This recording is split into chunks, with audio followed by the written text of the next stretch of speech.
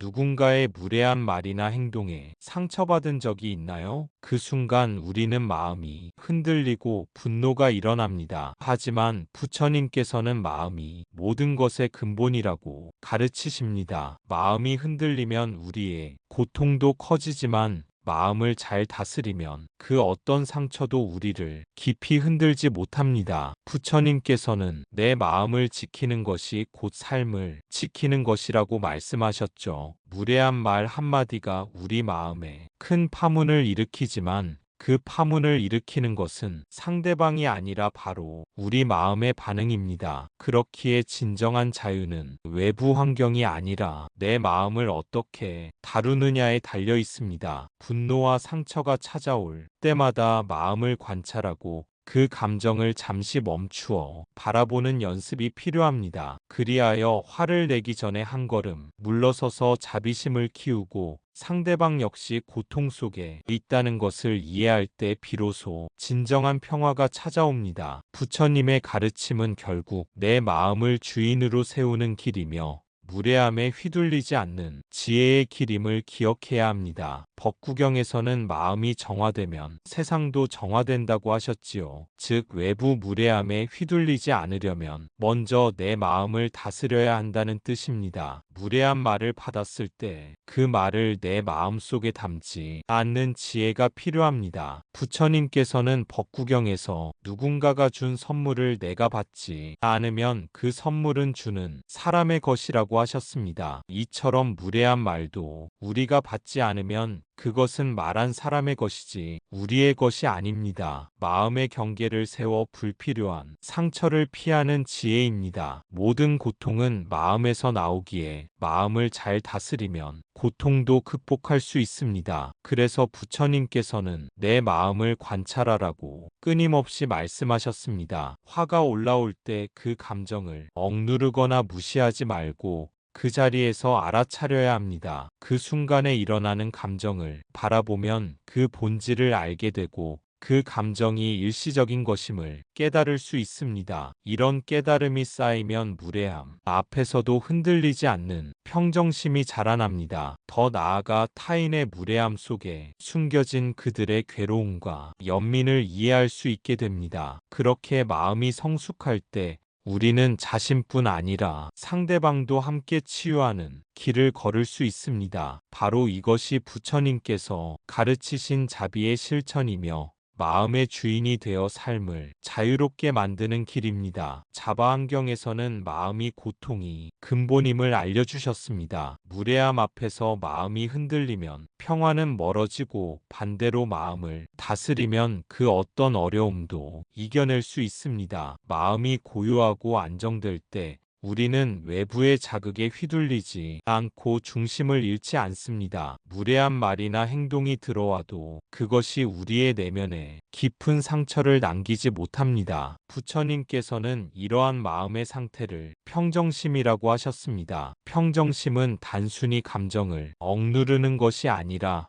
그 감정을 객관적으로 바라보고 받아들이는 지혜입니다. 이 지혜를 키우기 위해서는 꾸준한 수행과 명상이 필요합니다. 마음에 일어나는 감정들을 있는 그대로 인식하고 그 감정에 휩쓸리지 않는 훈련을 통해 점차 자유로워질 수 있습니다. 무례함이란 결국 상대의 고통과 미성숙에서 비롯된 것이기에 이를 이해하려는 자비심 또한 마음을 다스리는 중요한 열쇠입니다. 마음을 잘 다스린 사람은 자신뿐 아니라 주변 사람들에게도 평화와 안정감을 전합니다. 그리하여 무례함에 흔들리지 않고 마음의 평화를 지키는 삶이야말로 부처님께서 진정으로 바라신 행복의 길임을 깨닫게 됩니다. 또한 무례한 사람을 만났을 때 그 사람의 무지와 고통을 이해하는 마음이 필요합니다. 법구경에서는 어리석은 자는 분노하지만 지혜로운 자는 연민을 가진다고 하셨습니다. 무례함 뒤에는 상처 입은 마음이 숨겨져 있음을 기억하면 미움보다 연민이 자리 잡게 됩니다. 하지만 무조건 참기만 하는 것이 답은 아닙니다. 누군가의 무례한 행동이나 말이 나에게 상처를 줄 때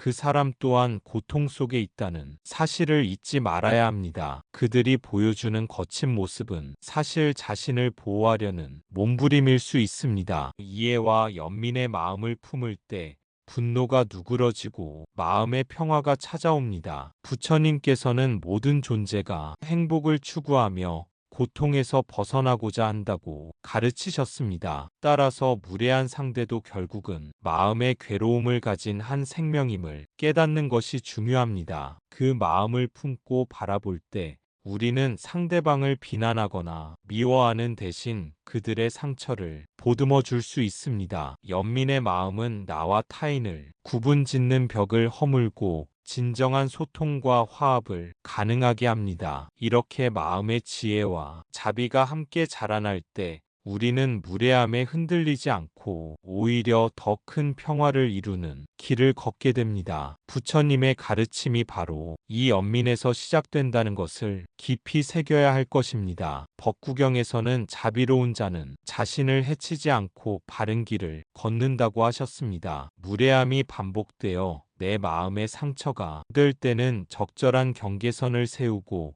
부드럽지만 단호하게 이건 받아들일 수 없다고 표현하는 것도 수행이 한 방법입니다. 무례함은 수행이 도구이기도 합니다. 그것은 우리의 마음이 어디에 머무르고 있는지를 알아차리게 해주는 거울과 같습니다. 무례한 상황에 직면했을 때 우리가 어떻게 반응하는지를 통해 내면의 욕심, 분노, 집착과 같은 번뇌를 발견할 수 있습니다. 이 번뇌들을 인식하고 내려놓는 과정 자체가 수행이며 성장의 발판이 됩니다. 경계선을 세우는 것은 단순한 방어가 아니라 자신을 존중하고 사랑하는 행위입니다. 부처님께서는 중도를 강조하셨듯이 지나치게 감정을 억누르거나 무조건 참기만 하는 것이 아니라 내 마음의 평화를 지키면서도 상대를 배려하는 균형 잡힌 태도를 권하셨습니다. 이런 경계를 세우는 연습을 통해 우리는 무례함에 휘둘리지 않는 지혜를 키우고 더 건강한 인간관계를 만들어 갈 수 있습니다. 결국 무례함은 나를 단련시키고 내 마음의 주인이 되도록 이끄는 소중한 수행의 도구가 될 수 있음을 기억해야 합니다. 자바 환경에서는 시련과 고난이 수행자의 마음을 닦는 불이라고 하셨습니다. 무례한 말을 듣고도 중심을 잃지 않는 마음, 분노 대신 자비를 내는 것은 수행을 더욱 단단하게 하는 훈련입니다. 무례한 사람을 마주할 때는 용서의 힘도 잊지 마십시오. 용서는 상대방을 위해서가 아니라 내 마음을 위해 행하는 것입니다. 분노와 원한을 품으면 마음에 무거운 짐이 쌓이지만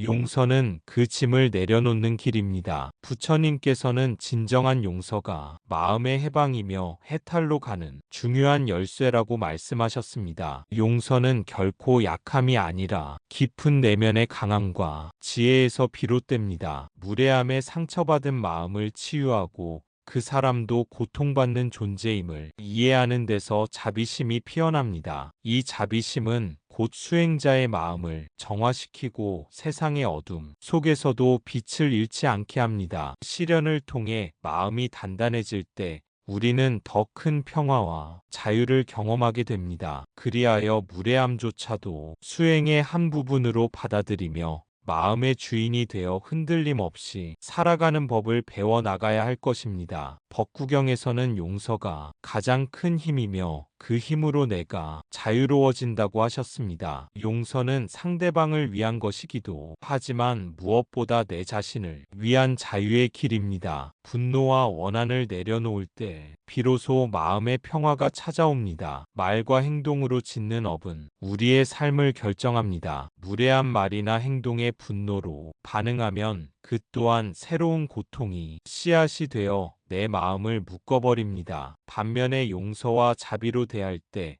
그 업은 긍정적인 에너지로 변해 내 삶에 평화와 행복을 가져다 줍니다. 부처님께서는 우리가 매 순간 짓는 말과 행동이 미래를 만든다고 하셨습니다. 그러므로 무례함을 만났을 때 어떻게 대응하느냐가 매우 중요합니다. 내 마음에 일어나는 감정을 살피고 그것을 해소할 지혜와 자비심을 키우는 것이 바로 수행입니다. 내 안에 평화가 깃들면 세상의 무례함도 더 이상 나를 흔들지 못합니다. 마음속에 용서와 자비를 심을 때 우리는 과거의 상처에서 벗어나 자유로워지고 그 자유가 진정한 행복과 깨달음으로 이끄는 길임을 부처님 가르침을 통해 배울 수 있습니다. 법구경에서는 몸과 말과 마음으로 짓는 업이 삶의 길을 정한다고 하셨습니다. 특히 말은 강력한 업의 도구이기에 무례한 말에 말로 맞서기보다 침묵과 자비로 대하는 것이 현명한 수행입니다. 무례함 앞에서도 자비와 지혜를 잃지 않고 상처를 연민으로 감싸는 사람이 바로 부처님이 가르친 수행자입니다. 또한 자바안경에서는 부모가 쌓는 공덕이 자식의 운명을 바꾼다고 하셨습니다. 부모가 무례함 앞에서도 분노하지 않고 자비로 살아가면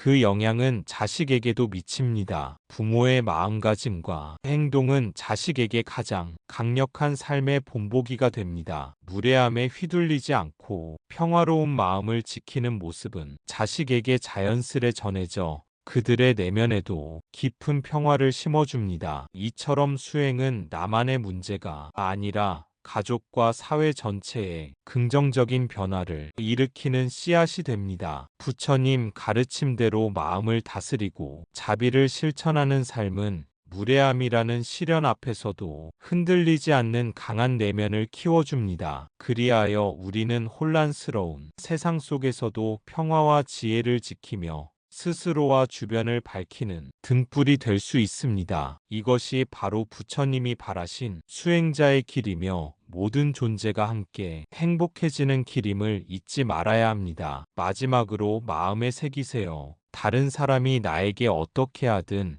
나는 그 사람처럼 되지 않겠다. 이 다짐이 내 중심을 지키고 평화를 유지하는 힘입니다. 부처님의 길은 남을 바꾸는 길이 아니라 내가 어떤 사람이 될 것인가를 선택하는 길입니다. 우리 삶에서 마주하는 무례함과 어려움은 피할 수 없는 현실이지만 그에 대한 반응은 전적으로 내 손에 달려 있습니다. 내가 분노와 원한을 키울지 아니면 자비와 이해로 감쌀지는 바로 나의 마음가짐에 달렸습니다. 부처님께서는 내면의 깨달음을 통해 외부 세계에 휘둘리지 않는 참된 자유를 얻으라고 가르치셨습니다. 그 자유는 결국 자신을 주인으로 세우는 용기에서 시작됩니다. 남을 바꾸려 애쓰는 대신 내 마음을 닫고 무례함 속에서도 평정심을 유지하며 자비를 실천하는 삶이야말로 진정한 수행의 길입니다. 이 길을 걸을 때 우리는 어떤 고난도 흔들림 없이 넘어설 수 있고 진정한 평화와 행복을 누릴 수 있을 것입니다. 마음에 깊이 새긴 이 다짐이 당신의 삶을 밝히는 등불이 되길 진심으로 바랍니다. 나무 아미타불 관세음보살, 오늘 당신이 마주하는 무례함이 자비와 지혜로 바뀌길 바랍니다. 말과 마음을 다스리며 부처님의 길을 따르는 그 한 사람이 바로 지금 이 순간의 당신입니다. 감사합니다. 구독과 좋아요는 저에게 큰 힘이 됩니다.